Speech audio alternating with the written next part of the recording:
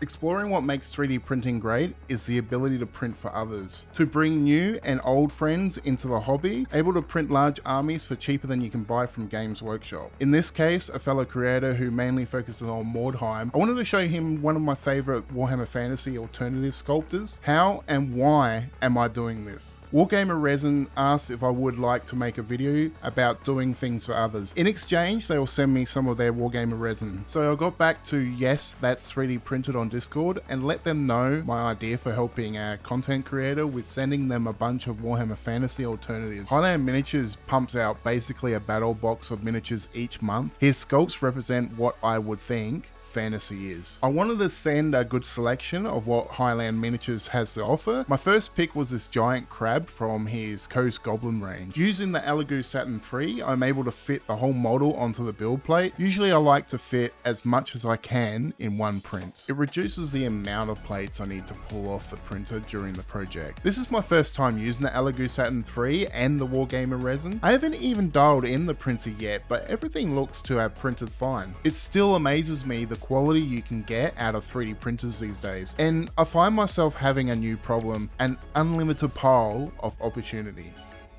The models came off the build plate with little effort and look fantastic. Wargamer Resin really makes it appear like a plastic mini off of a sprue. Washing the models, you can either use water or IPA with Wargamer Resin. Just make sure you read the instructions first. On their website, they recommend when using IPA to pre-wash for 30 seconds and then wash it for an additional 30 seconds. Otherwise, they can become a bit sticky. And because I forgot about that bit, they came out sticky.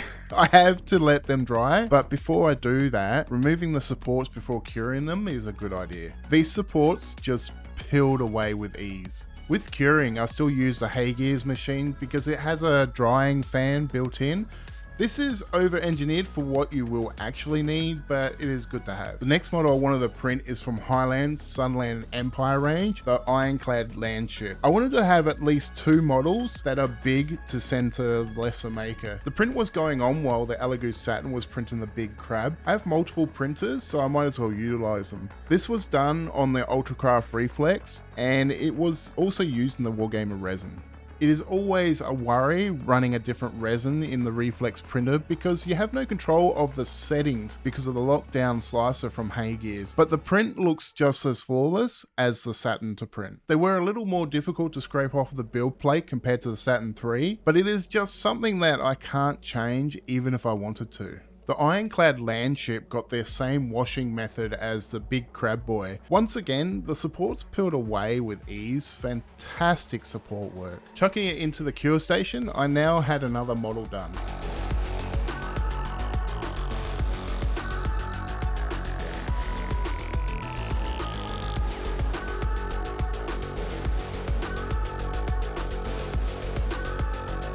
The next model were these knights from the Highlands Gallia range. Great alternatives to Bretonnia. I know lesser maker likes Bretonnia models, so what could be more perfect than some knights? Running the Haygears printer while the other printer was going, this was my first failed print, and the worst thing was, it went for 5 hours while I was at work.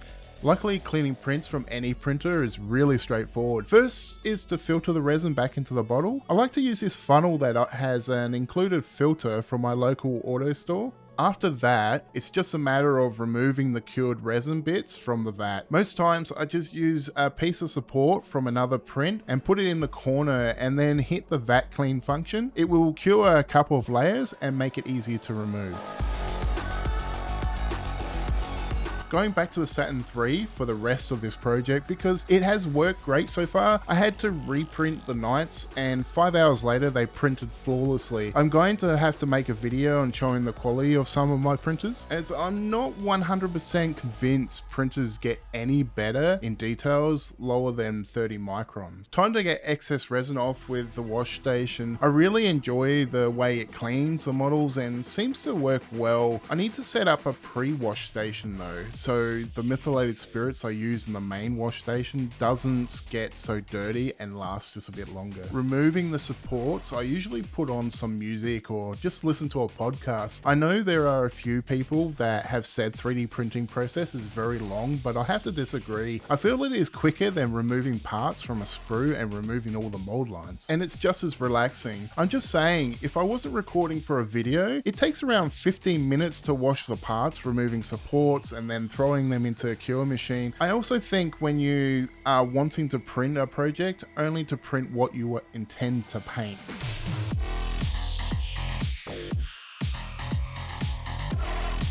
For the next lot of stuff I wanted to print out, I decided on a bunch of men-at-arms, pilgrims, militia, and dwarf pirate. I know Lesser Maker enjoys Mordheim, and wanted to give him some minis he could build a warband out of, and also convert some existing ones. Maybe even get him to build a Warhammer Fantasy army. Whatever you do, mate, I hope you enjoy them as much as I enjoyed printing them out. This was a fantastic project, and big thanks to Wargamer Resin. Affiliate link is down below if you want to try some. And if you want to check out more 3D printing projects I have done, how about this one where I compare 3D printing to Games Workshop models?